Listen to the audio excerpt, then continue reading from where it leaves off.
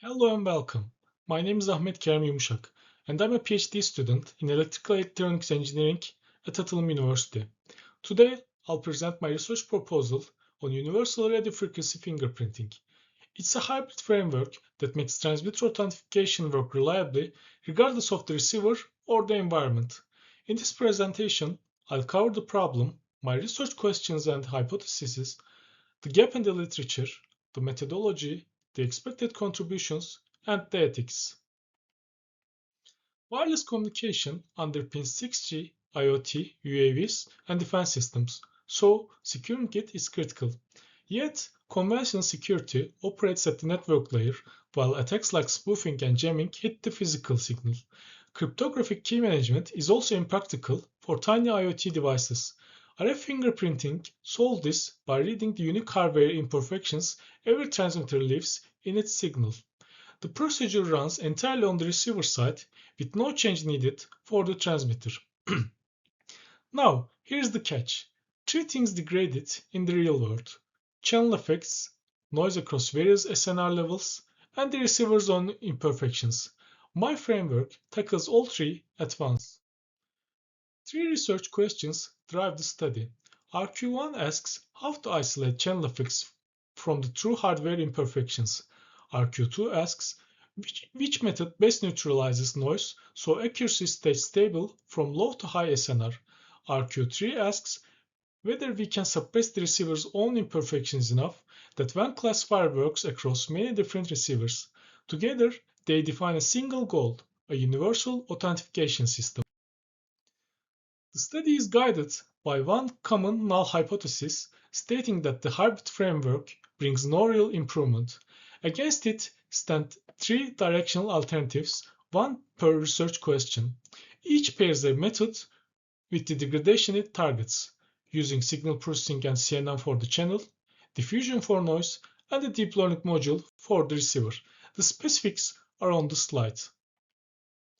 I reviewed 25 peer-reviewed studies from 2019 to 2025 across three themes: channel, noise, and receiver mitigation.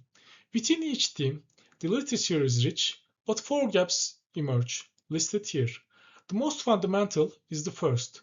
No published study tackles all three effects together. At best, the studies manage only two.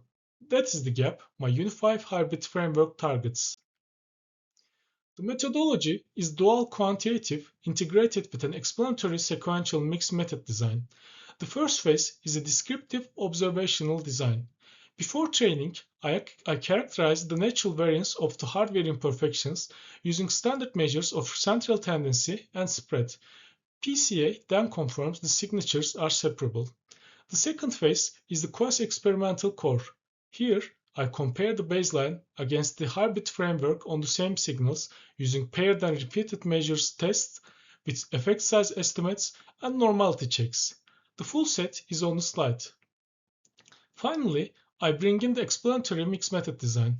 Here, I interview 5 to 7 practitioners over video conferencing and integrate the qualitative findings with the quantitative ones, as shown on the slide. One important point is that the mixed method design does not add a separate quantitative study. It reuses the experimental results as its quantitative strength and adds the qualitative strength to interpret them. The sampling parameters are listed at the bottom of the slide. This pipeline is the heart of the quasi-experimental phase. The same experimental data later serves as the quantitative strength of the mixed method design. Crucially, both pipelines start from the same raw IQ recordings captured with SDR hardware running GNU radio. That is what makes the comparison paired and fair. The baseline feeds that IQ straight into a standalone CNN. The proposed hybrid instead processes the same IQ through the four stages you can see here: diffusion denoising, receiver mitigation, hybrid equalization that combines signal processing with a CNN autoencoder, and the final CNN classifier.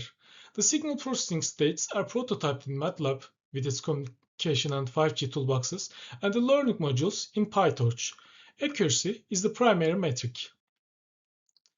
The headline is accuracy above 95% across all conditions. That single result makes the framework both receiver agnostic and environmentally independent. The other two numbers sharpen each claim.